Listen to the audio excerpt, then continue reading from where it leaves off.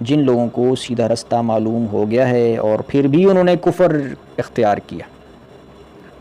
یعنی جن پر سیدھا رستہ ظاہر کر دیا گیا ہے اور پھر بھی انہوں نے نافرمانی کی اور لوگوں کو بھی اللہ کے رستے سے روکا اور پیغمبر صلی اللہ تعالی علیہ وآلہ وسلم کی مخالفت کی، وہ اللہ کا کچھ بھی نہیں بگاڑ سکتے اور اللہ ان کا سب کیا کرایا اکارت کر دے گا۔ سَيُحْبِطُ أَعْمَالَهُمْ، اللہ تعالیٰ ان کے اعمال کو اکارت کر دے گا، برباد کر دے گا۔ یعنی جو وہ اعمال بجا لاتے ہیں نا، بڑی بڑی محنتیں، بزنس کھڑا کرتے ہیں، دنیا میں نوکریاں کرتے ہیں، تجارتیں کرتے ہیں، مال و اسباب کروڑوں اربوں کماتے ہیں، سرکاری نوکریاں کرتے ہیں، پرائیویٹ نوکریاں کرتے ہیں، ہر طرح کی محنتیں کرتے ہیں، لیکن وہ کفر کرتے ہیں، اللہ کی نافرمانیاں کرتے ہیں، بے نمازی رہتے ہیں، بد عمل رہتے ہیں، رسول کی مخالفت۔ یہ رسول کی مخالفت ہو گئی نا، کہ آپ اسلام پر صحیح طرح سے عمل نہیں کرتے، اسلام پر عمل ہی نہیں کر رہے، آپ تو گویا اللہ رسول کی مخالفت کر رہے ہو، یعنی یہ اللہ رسول کی عملاً مخالفت ہے۔ اللہ رسول نے کہا ہے کہ بھئی آپ نے ایسا کرنا ہے، آپ نہیں کرتے عملی طور پر، یہ عملی طور پر مخالفت ہے۔ جیسے ایک باپ اپنے بچے کو کہتا ہے کہ بیٹا میرے لیے ذرا گلاس میں پانی لے آؤ، تو وہ بیٹا بظاہر کچھ نہ بولے یا بظاہر بولے ہاں ٹھیک ہے میں لاتا ہوں، مگر وہ نہ لائے، آپ ایک بار بولیں، دو بار بولیں، بار بار بولیں، وہ نہ لائے، اس کا مطلب وہ عملی طور پر اس نے مخالفت کر دی آپ کی، وہ عملی طور پر بغاوت کر دی اس نے، وہ نہیں، وہ منہ سے منافقانہ طور پر کہتا ہے کہ میں آپ کے لیے پانی لاتا ہوں، مگر وہ نہیں لاتا، ٹھیک ہے نا، جان بوجھ کر، تو وہ عملی طور پر اس نے آپ کی مخالفت کر دی، اپنے والد کی مخالفت کر دی، بغاوت کر دی۔ تو یہ ہے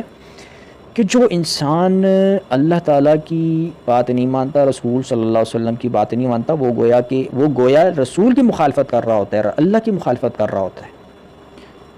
تو اور پھر وہ اپنے عمل سے اللہ کے راستے سے روک بھی رہا ہوتا ہے، ٹھیک ہے نا، بری صحبت کے ذریعے، اپنے برے کردار کے ذریعے۔ یعنی اگر ایک باپ بے نمازی ہے، بد کردار ہے، تو ظاہر ہے اس کے بچوں پر تو برا اثر پڑنا ہے نا۔ تو یہ اپنی بد کرداری کی ذریعے ہی ایک انسان جو ہے نا وہ اپنے بچوں کو اللہ کے راستے سے روک رہا ہوتا ہے، وہ یہ بھی طریقہ ہوتا ہے اللہ کے راستے سے روکنے کا۔ تو اب یہ ہے کہ اللہ فرماتا ہے وہ اللہ کا کچھ بھی بگاڑ نہیں سکیں گے، اور اللہ ان کے سب جو انہوں نے کیا نا دنیا میں سب اکارت تباہ برباد ہو جائے گا۔ یہ دنیا میں سارا بزنس، دولت اکٹھی کی، محنتیں کی، اپنی عزت بنائی، دنیا میں جو کچھ کیا نا وہ سب فنش ہو جائے گا، ختم ہو جائے گا، اس کی کوئی حیثیت مرنے کے بعد باقی نہیں رہے گی۔ جبکہ مومن جو لوگ کرتے ہیں نا، مومن جو کام کرتے ہیں دنیا میں، وہ کیا کرتے ہیں؟ وہ اللہ کی رضا چاہتے ہیں، وہ دنیا میں جو کام کرتے ہیں وہ اللہ کی رضا کے لیے کر رہے ہوتے ہیں، تاکہ اللہ ہم سے راضی ہو جائے، اللہ خوش ہو جائے، اللہ ہم سے راضی ہو جائے، اللہ خوش ہو جائے، ٹھیک ہے نا، اللہ کی خوشنودی چاہتے ہیں۔ تو لہٰذا وہ اپنے ساتھ نیک اعمال لے کے جاتے ہیں، جب وہ مرتے ہیں تو اپنے ساتھ قبر میں کیا لے کے جاتے ہیں؟ وہ نیک اعمال لے کے جاتے ہیں، تو ان کے عمل تو ضائع نہیں ہوتے۔ جو کافر لوگ ہوتے ہیں، جو ساری زندگی بس دنیا دنیا دنیا دنیا کرتے رہتے ہیں، ٹھیک ہے نا، شیطان کے پیروکار ہوتے ہیں، ان کے اعمال تو سارے ضائع ہو گئے۔